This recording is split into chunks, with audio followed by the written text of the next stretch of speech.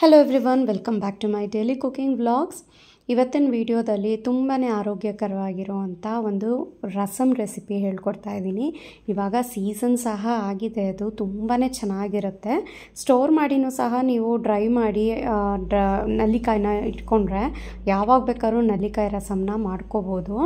So ಬೆಟ್ಟದ ನಲ್ಲಿಕಾಯಿ ರಸಮ್ ಮಾಡೋದಕ್ಕೆ ನಾನಿಲ್ಲಿ ಕುಕ್ಕರ್ಗೆ ಒಂದು 1/4 ಕಪ್ ಆಗೋಷ್ಟು ತೊಗರಿಬೇಳೆ ತೊಗೊಂಡಿದ್ದೀನಿ. ಅದನ್ನು ನೀಟಾಗಿ ವಾಶ್ ಮಾಡಿ ಅದು ಬೇಯೋದಕ್ಕೆ ಎಷ್ಟು ಅವಶ್ಯಕತೆ ಇದೆಯೋ ಅಷ್ಟು ನೀರನ್ನು ಹಾಕ್ಕೊಳ್ಳಿ.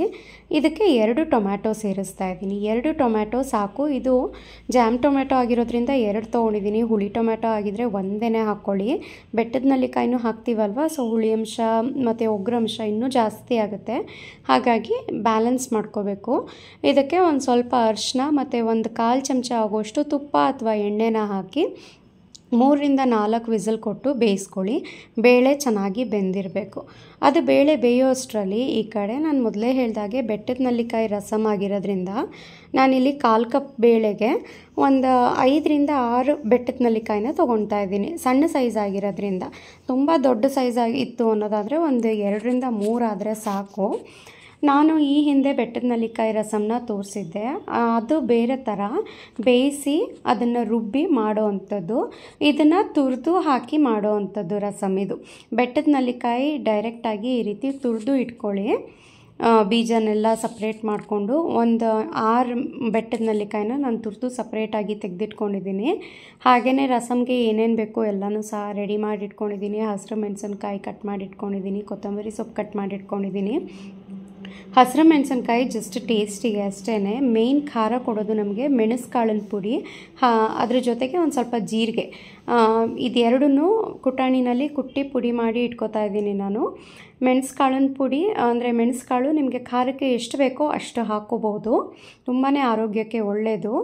ಅಂದರೆ ಶೀತ, ಕೆಮ್ಮು, ಗಂಟ್ಲು ಕೆರೆತ ಇದ್ದರೆ ಅದೆಲ್ಲ ಕಡಿಮೆ ಆಗುತ್ತೆ ಆವಾಗ. ಇಲ್ಲಿ ನೋಡಿ, ಬೇಳೆ ಹಾಗೆ ಟೊಮ್ಯಾಟೊ ಬೆಂದಿದೆ ಅಲ್ವಾ, ಟೊಮ್ಯಾಟೊನ ಸಪ್ರೇಟ್ ಮಾಡ್ಕೋತಾ ಇದ್ದೀನಿ. ಬೆಂದಿರೋವಂಥ ಬೇಳೆನ ನೀಟಾಗಿ ಮ್ಯಾಶ್ ಮಾಡಿ ಬೇರೆ ಒಂದು ಪಾತ್ರೆಗೆ, ಯಾವ ಪಾತ್ರೆಯಲ್ಲಿ ರಸಮ್ ಮಾಡ್ತೀವಿ ಆ ಪಾತ್ರೆಗೆ ಟ್ರಾನ್ಸ್ಫರ್ ಮಾಡಿಕೊಂಡು, ರಸಮ್ ಆಗಿರೋದ್ರಿಂದ ಸ್ವಲ್ಪ ಹೆಚ್ಚಿಗೆ ನೀರನ್ನು ಹಾಕ್ತಾಯಿದ್ದೀನಿ. ಹಾಗೆಯೇ ಟೊಮ್ಯಾಟೊ ಸಪ್ರೇಟ್ ಮಾಡಿ ಇಟ್ಕೊಂಡಿದ್ನಲ್ಲ ಅದಕ್ಕೂ ಸ್ವಲ್ಪ ನೀರನ್ನು ಹಾಕಿ ಮ್ಯಾಶ್ ಮಾಡಿ ಅದರ ರಸನೂ ಸಹ ಹಾಕ್ತಾಯಿದ್ದೀನಿ. ಇದಕ್ಕೆ ಕಟ್ ಮಾಡಿ ಇಟ್ಕೊಂಡಿರೋವಂಥ ಒಂದು 3ರಿಂದ 4 ಸ್ಲಿಟ್ ಮಾಡಿರೋವಂಥ ಹಸಿರು ಮೆಣಸಿನ್ಕಾಯಿ, ಕುಟ್ಟಿ ಪುಡಿ ಮಾಡಿ ಇಟ್ಕೊಂಡಿದ್ದಂಥ ಜೀರಿಗೆ ಹಾಗೆ ಮೆಣಸು ಕಾಳಿಂದು ಪುಡಿನ ಸೇರಿಸಿ ಬಿಸಿಗಿಟ್ಟು ಇದಕ್ಕೆ ರುಚಿಗೆ ತಕ್ಕಷ್ಟು ಉಪ್ಪನ್ನು ಹಾಕ್ತಾಯಿದ್ದೀನಿ. ಹಾಗೆಯೇ ತುರಿದಿಟ್ಕೊಂಡಿದ್ದಂಥ ಬೆಟ್ಟದ ನಲ್ಲಿಕಾಯಿನ ಈ ರಸಮ್ ಕುದಿ ಬರೋದಕ್ಕಿಂತ ಮುಂಚೆನೇ ಸೇರಿಸ್ಬೇಕು. ಲಾಸ್ಟಲ್ಲಾದರೂ ಸೇರಿಸ್ಬೋದು, ಮುಂಚೆನೇ ಸೇರಿಸಿದ್ರೆ ತುಂಬ ಅದು ಕುದೀತಾ ಅದರಲ್ಲಿರೋವಂಥ ಸಾರಾಂಶ ಎಲ್ಲ ರಸಮಿಗೆ ಬಿಟ್ಕೊಳ್ಳುತ್ತೆ, ಚೆನ್ನಾಗಿ ಅನಿಸುತ್ತೆ. ಈ ರೀತಿ ಚೆನ್ನಾಗಿ ಹಾಕಬೇಕು, ಜಾಸ್ತಿನೇ ಹಾಕ್ಕೊಳ್ಳಿ. ಅನ್ನ ರಸಮ್ ತಿಂತಾ ಇರ್ಬೇಕಾದ್ರೆ ಏನೋ ಕಾಯಿನ ತುರಿದು ಹಾಕಿದಾರೇನೋ ಅನ್ನೋ ರೀತಿಯಲ್ಲಿ ಟೇಸ್ಟ್ ಬರುತ್ತೆ. ಇದು ರುಬ್ಬಿಟ್ರೆ, ನೀವು ರುಬ್ಬೋದಾದರೆ ಒಂದು 2 ಹಾಕ್ಕೊಂಡ್ರೆ ಸಾಕು, ಸ್ವಲ್ಪ ಜಾಸ್ತಿ ಫ್ಲೇವರ್ ಬರುತ್ತೆ. ಇದು ತುರಿದು ಹಾಕೋದ್ರಿಂದ ಸ್ವಲ್ಪ ಜಾಸ್ತಿ ಹಾಕ್ಕೋಬೇಕು. ಈಗ ಚೆನ್ನಾಗಿ ಕುದಿಲಿಕ್ಕೆ ಇಟ್ಟಿದ್ದೀನಿ. ಅದು ಕುದಿ ಬರೋ ಅಷ್ಟರಲ್ಲಿ ಇಲ್ಲಿ ಈ ಕಡೆ ಸೈಡ್ನಲ್ಲಿ ಒಂದು ಒಗ್ಗರಣೆ ಮಾಡ್ಕೊಳ್ಳೋಣ. ಒಗ್ಗರಣೆ ಮಾಡ್ಕೊಳ್ಳಿಕ್ಕೆ ನಾನು ಇಂಡಸ್ ವ್ಯಾಲಿ ಅವ್ರದ್ದು ತಡ್ಕ ಪ್ಯಾನ್ನ ಯೂಸ್ ಮಾಡ್ತಾಯಿದ್ದೀನಿ. ಕಾಸ್ಟ್ ಐರನ್ನು ತುಂಬಾ ಕ್ಯೂಟಾಗಿದೆ, ತುಂಬ ಆ್ಯಂಡ್ ಕಾಸ್ಟ್ ಐರನ್ ಆಗಿರೋದ್ರಿಂದ ತುಂಬ ಒಳ್ಳೆಯದನ್ನು ಸಹ. ಯೂಶ್ವಲಿ ತಡ್ಕ ಪ್ಯಾನ್ಗಳು ಅಂದರೆ ಒಗ್ಗರಣೆ ಪ್ಯಾನ್ಗಳೆಲ್ಲ ಸ್ವಲ್ಪ ನಾನ್ ಸ್ಟಿಕ್ ಬರುತ್ತಲ್ವ, ಸೊ ಇವಾಗ ಇದೂ ಸಹ ಕಾಸ್ಟ್ ಐರನ್ದು ಬಂದಿದೆ. ತುಂಬಾ ಚೆನ್ನಾಗಿದೆ, ಹೆವಿ ಆಗಿದೆ ಮಾತ್ರ. ಸೊ ಯೂಸ್ ಮಾಡ್ಕೊಳ್ಳಿ. ಇದ್ರದ್ದು ಲಿಂಕ್ ಬೇಕು ಪರ್ಚೇಸ್ ಮಾಡ್ತೀವಿ ಅನ್ನೋದಾದರೆ ನಾನು ಡಿಸ್ಕ್ರಿಪ್ಷನ್ ಬಾಕ್ಸ್ನಲ್ಲಿ ಕೊಟ್ಟಿರ್ತೀನಿ. ಕೋಡ್ನ ಯೂಸ್ ಮಾಡಿದ್ರೆ ನಿಮಗೆ ಡಿಸ್ಕೌಂಟ್ ಸಹ ಸಿಗುತ್ತೆ. ಸಿಂಪಲ್ ಒಗ್ಗರಣೆ ಮಾಡ್ತಾಯಿದ್ದೀನಿ ನಾನು. ಸ್ವಲ್ಪ ತುಪ್ಪ, ಇಂಗು, ಸಾಸಿವೆ ಮತ್ತು ಒಣಮೆಣಸಿನ್ಕಾಯಿ ಅಷ್ಟೇ.